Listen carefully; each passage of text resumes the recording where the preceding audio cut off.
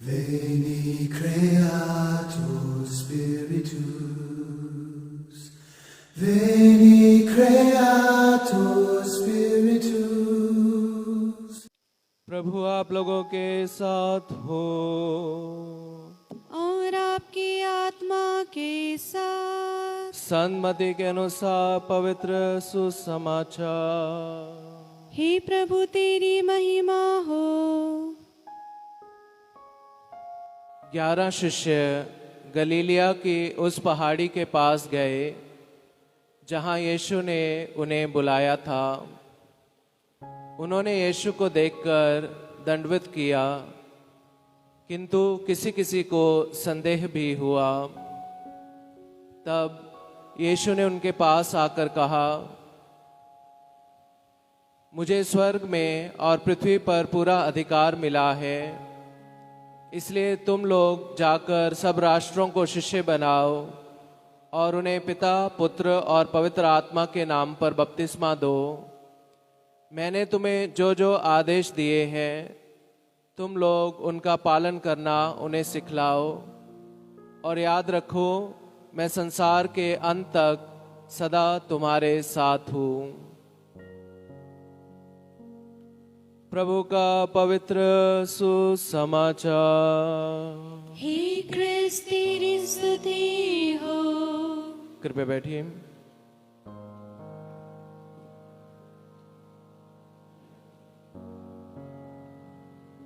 क्रिस्त में प्यारे भाई और बहनों, आज हम सब पवित्र तृप्त का पर्व मनाते हैं। जिनको ये पता नहीं है पवित्र तृप्त क्या है, अधिकतर ईसाइयों को तो पता रहता है, लेकिन जो हमारे अन्य धर्मों के भाई बहन हैं उन्हें कुछ लोगों को शायद पता ना हो। तो हमारा विश्वास है कि एक ईश्वर है और एक ईश्वर में 3 जन है, पिता और पुत्र और पवित्र आत्मा। और ये हमारे धर्म का एक बुनियादी सिद्धांत है। It is a basic doctrine of our faith. और ये तीनों 3 हैं लेकिन एक ही ईश्वर है। तीनों का स्वभाव एक जैसा है, तीनों की प्रकृति या स्वभाव एक जैसा है, और तीनों अनंत है। अब ये कैसे हो सकता है? हमें नहीं पता कैसे हो सकता है। ये एक रहस्य है, इसलिए हम इसको रहस्य बोलते हैं। मेरे मन में कभी शक नहीं आता है किसी भी चीज के लिए, क्योंकि ईश्वर के लिए सब कुछ संभव है। वचन में लिखा है ईश्वर के लिए सब कुछ संभव है। ईश्वर 3 भी हो सकता है, 3 में 1 भी हो सकता है। मानव के लिए असंभव लगता है, लेकिन ईश्वर के लिए सब कुछ संभव है। इसलिए मैं ये समझाने के लिए नहीं जाऊंगा कि ये कैसे हो सकता है, क्योंकि मैं नहीं समझा सकता ना। ये तो ऐसे है जैसे 1 + 1 + 1 + should be 3, but this is 1 + 1 + 1 + is equal to 1। वो कैसे है पता नहीं कैसे है। जब हम ऊपर पहुंचेंगे ईश्वर के पास तब हम समझेंगे कि ये कैसे है। लेकिन हम बहुत सारे बाकी चीजों पर मनन चिंतन कर सकते हैं। हम इस पर विश्वास करते हैं क्योंकि यीशु मसीह ने, जिन्हें हम ईश्वर मानते हैं, उन्होंने साफ तरीके से हमें इसके बारे में बताया है।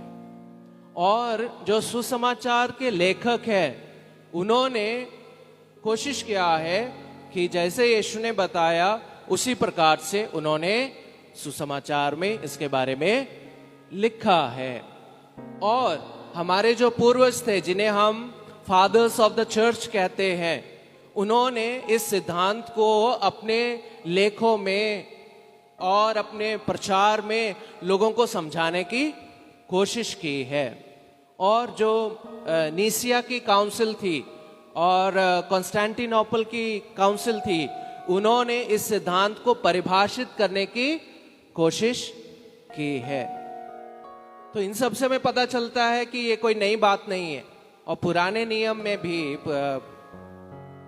उतना साफ तरीके से नहीं, लेकिन पिता और पुत्र और पवित्र आत्मा इन तीनों का जिक्र है। बाइबल की पहली पुस्तक में ही हम देखते हैं कि ईश्वर का आत्मा मंडरा रहा था और उसने अपने शब्द से सब कुछ रचा है। और हमें संत योहन के अंजिल से पता चलता है यीशु मसीह वो शब्द है। तो वहां पे बाइबल की शुरू की पुस्तक में ही पिता, पहले पाठ में ही पिता और पुत्र और पवित्र आत्मा तीनों का जिक्र है। मे भी उतना क्लियरली नहीं हमें समझ में आता है, लेकिन है। लेकिन यीशु मसीह ने बहुत साफ तरीके से इसके बारे में हमें समझाया है। तो हमारे जीवन में पवित्र तृप्त पिता, पुत्र और पवित्र आत्मा का क्या महत्व है, आप सब जानते हैं सब बातें, लेकिन फिर से मैं आपकी जानकारी के लिए आपको बता रहा हूं। हमारी सारी प्रार्थनाएं पिता, पुत्र और पवित्र आत्मा के नाम से शुरू होती हैं। हम एक निशान भी बनाते हैं, बहुत सारे दूसरे लोग भी बनाने की कोशिश करते हैं, लेकिन उन्हें ये नहीं पता होगा कि हम क्या बोलते हैं। पिता और पुत्र और पवित्र आत्मा के नाम पर आमीन। इसका एक एक्सप्लेनेशन मैंने कैटेकिज्म की एक किताब में पढ़ा था, धार्मिक शिक्षा की एक किताब में। पिता जो स्वर्ग में रहता है, पुत्र जो मनुष्य बनकर गर्भ में आ गया, पवित्र आत्मा जो हमें बाईं ओर से दाईं ओर ले जाता है, बुराई से अच्छाई की तरफ ले जाता है। उनको हम याद करके अपनी सारी प्रार्थनाएं शुरू करते हैं और अंत भी, अधिकतर प्रार्थनाओं का अंत भी हम पिता, पुत्र और पवित्र आत्मा की महिमा के द्वारा करते हैं। और सारे सैक्रामेंट्स आप जानते हैं, कैथोलिक विश्वासियों के लिए सबसे महत्वपूर्ण है सैक्रामेंट। 7 सैक्रामेंट जो ईश्वर ने दिए, संस्कार उन्हें हम कहते हैं हिंदी में। 7 संस्कार जो यीशु मसीह ने जिनको बनाया है हम सबके आत्मा की मुक्ति के लिए, वो सारे संस्कार पिता और पुत्र और पवित्र आत्मा के नाम पर हमें दिए जाते हैं। हमें बपतिस्मा उसके नाम पे मिलता है, इस्तिकलाल उनके नाम पे मिलता है, और हमारे जो अनॉइंटिंग किया जाता है, मलन किया जाता है, वो तृप्त के नाम पे होता है। हमारे पाप तृप्त के नाम पे माफ किए जाते हैं। हमारी शादी जो है पवित्र तृप्त के नाम पे आशीष दी जाती है। और जो भी बिशप और पुरोहित और डीकन जिनका ऑर्डिनेशन होता है, अभिषेक होता है, उन सबको पवित्र तृप्त के नाम पर अभिषिक्त किया जाता है। और चर्च की घंटियां जब बजती हैं, हम भी बजाएंगे जब कुछ खास होता है, जब हम एंजुलस बोलते हैं, जब कॉन्सेक्रेशन के टाइम घंटी बजाते हैं, 3 बार घंटी बजाते हैं। वो 3 बार घंटी बजाने का मतलब क्या है? हम पिता और पुत्र और पवित्र आत्मा को याद कर रहे हैं, उनकी महिमा कर रहे हैं, उनकी स्तुति कर रहे हैं। तो ये हमें ईश्वर की जो महिमा है, पवित्र तृप्त की जो महिमा है, उसकी याद दिलाते हैं कि कैसे यीशु मसीह इस पृथ्वी पर आ गए हैं पवित्र आत्मा की मदद से और पिता ईश्वर की कृपा से। और हम अपने आप को ब्लेस करते हैं पिता, पुत्र और पवित्र आत्मा के नाम पर। हम जब कहीं जा रहे हैं, पहले तो मैंने उसी एक्सप्लेनेशन में जहां पे पिता, पुत्र और पवित्र आत्मा के बारे में बताया गया था, वहां बताया हमारे जो पूर्वज थे वो हर समय ये चिन्ह बनाते थे। कपड़ा चेंज करने से पहले भी, नहाने से पहले भी, नहाने के बाद भी, खाना खाने से पहले, खाना खाने के बाद, घर से बाहर निकलने से पहले, घर में अंदर प्रवेश करने से पहले, हर समय हम अपने आप को आशीष देते थे पिता, पुत्र और पवित्र आत्मा के नाम पर, क्रूस का चिन्ह बनाकर।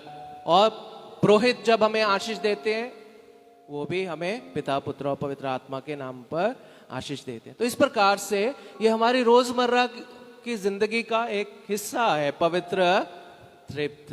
तो ये जो ये विशेषता है ईसाई जीवन में पवित्र तृप्त की, इन के बगैर हमारा ईसाई जीवन नहीं चलता है। हर एक कार्य उन्हीं के नाम से शुरू होता है और उन्हीं के नाम पे खत्म होता है।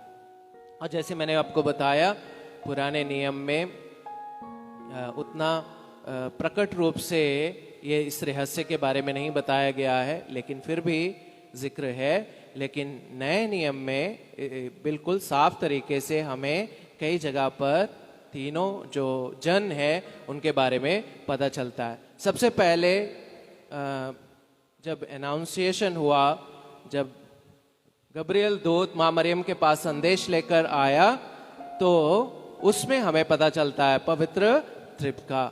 और वहां क्या होता है, पिता ईश्वर अपने स्वर्गदूत को भेजते हैं माँ मरियम के बाद, और क्या होता है, पवित्र आत्मा ईश्वर जो है वो माँ मरियम पर उतरता है। पिता ईश्वर गब्रियल दूत को माँ मरियम के पास भेजता है और पवित्र आत्मा ईश्वर माँ मरियम के ऊपर उतरता है और सर्वोच्च प्रभु की शक्ति जो है, शक्ति की छाया जो है वो माँ मरियम पर पड़ती है। पिता ईश्वर की छाया माँ मरियम पर पड़ती है। और क्या होता है, पुत्र ईश्वर मनुष्य बनकर माँ मरियम के गर्भ में उत्पन्न होते हैं। तो ये तीनों हैं, पिता ईश्वर है, पवित्र आत्मा ईश्वर है और पुत्र ईश्वर, तीनों का जिक्र है जब गब्रियल दूत संदेश लेकर माँ मरियम के पास आते हैं। फिर यीशु मसीह के बपतिस्मे में हम देखते हैं कि जब पुत्र योहन बपतिस्ता के द्वारा बपतिस्मा ले रहे हैं, तो वहां से पिता ईश्वर की आवाज सुनाई दे रही है कि ये मेरा पुत्र है। और पवित्र आत्मा एक कपोत के रूप में, एक डव के रूप में, कबूतर के रूप में यीशु मसीह के ऊपर उतरता है। तो यीशु मसीह बपतिस्मा ग्रहण कर रहे हैं, पिता ईश्वर आवाज दे रहे हैं और पवित्र आत्मा कबूतर के रूप में उतरकर यीशु मसीह पर आ रहा है। और जब यीशु मसीह स्वर्ग में जा रहे हैं, तो उस समय जब वो अपने शिष्यों को मिशनरी आदेश देते हैं कि सारी दुनिया में जाकर सुसमाचार का प्रचार करना है, तो वो कहते हैं जो विश्वास करते हैं उन्हें पिता और पुत्र और पवित्र आत्मा के नाम पर बपतिस्मा देना है। Hallelujah, hallelujah, hallelujah. प्रभु यीशु की स्तुति हो, प्रभु यीशु की स्तुति हो, पिता ईश्वर की स्तुति हो, पिता ईश्वर की स्तुति हो, पवित्र आत्मा की स्तुति हो, पवित्र आत्मा की स्तुति हो। Hallelujah, hallelujah, hallelujah. तो जब प्रभु यीशु स्वर्ग में जाते हैं, स्वर्ग में उठाए जाते हैं, तो वो क्या करते हैं, वो अपने शिष्यों को मिशनरी आदेश देते हैं। वो क्या है, सुसमाचार सुनाना है दुनिया के कोने कोने में। और उस आदेश में क्या कहते हैं, जो विश्वास करते हैं उन सबको पिता और पुत्र और पवित्र आत्मा के नाम पर बपतिस्मा देना है। और संत यूहन्ना के अंजील उसके अध्याय 15 से 18 में हम देखते हैं यीशु मसीह विस्तार से इन तीनों जन को, पिता, पुत्र और पवित्र आत्मा, तीनों का जिक्र करते हैं कि उनका एक व्यक्ति के जीवन में क्या महत्व है, हमारे जीवन में, विश्वासी के जीवन में क्या महत्व है। तो पिता ईश्वर का जो कार्य वो है, वो सृष्टि करता है और वह हमारे लिए और सब प्राणियों के लिए प्रबंध करता है। तो पिता ईश्वर का क्या रोल है, वो सृष्टि करता है और प्रबंध करता है, अपने प्राणियों के लिए हर एक चीज का प्रबंध करता है। और पुत्र ईश्वर का क्या रोल है, वो हमें मुक्ति दिलाता है, हमें बचाने वाला है और ईश्वर से हमारा मेल कराने वाला है। और पवित्र आत्मा क्या करता है? पवित्र आत्मा हमें पवित्र करता है। इट सैंक्टिफाइज अस। पवित्र आत्मा हमें पवित्र करता है, हमें हिम्मत देता है, हमें ताकत देता है, हमें शिक्षा प्रदान करता है और हमारा मार्गदर्शन करता है कि ताकि हमारा मेल जो है वो दोबारा ईश्वर के साथ हो जाए। तो ये इन तीनों का हमारे जीवन में कार्य है, रोल है ना। पिता ईश्वर सृष्टिकर्ता और प्रबंधकर्ता सभी प्राणियों के लिए, पुत्र ईश्वर हमें बचाता है, हमें मुक्ति दिलाता और हमें ईश्वर के साथ फिर से हमारा मेल करवाता है, और पवित्र आत्मा हमें पवित्र करता, हमें मजबूत करता है और हमें सिखाता है और हमारा मार्गदर्शन करता है कि हम ईश्वर की तरफ आगे बढ़े अपने आध्यात्मिक जीवन में। अभी हमें सब क्या संदेश मिलता है आज के इस पर्व से, वो ये है कि हमें अपना सम्मान करना है और दूसरों का सम्मान करना है, क्योंकि वचन के अनुसार हम सब पवित्र आत्मा के मंदिर हैं, और जहाँ पवित्र आत्मा है वहाँ पे पिता भी है, वहाँ पे पुत्र भी है और वहाँ पे पवित्र आत्मा भी है। इसलिए मैं भी ईश्वर पवित्र त्रित्व का मंदिर हूँ, आप सब भी पवित्र त्रित्व का मंदिर है। तो मुझे अपनी बॉडी की भी रिस्पेक्ट करनी है, अपने आप की भी रिस्पेक्ट करनी है, सम्मान करना है, और मेरे जीवन में आने वाले हर एक भाई बहन का सम्मान करना है, क्योंकि उनके अंदर पवित्र त्रित्व निवास करता है। और हमें ये इस रहस्य पर दृढ़ विश्वास रखना है, क्योंकि ये हमारा एक बुनियादी सिद्धांत है। इसलिए हमें इस पर विशेष और दृढ़ विश्वास हमेशा रखना है कि पवित्र त्रित्व हमेशा हमारे बीच में है और हमारे साथ है, और वही हमारी सारी आशा और हिम्मत का स्रोत है, और वही हमारा जो आखिरी मंजिल है, आखिरी लक्ष्य है।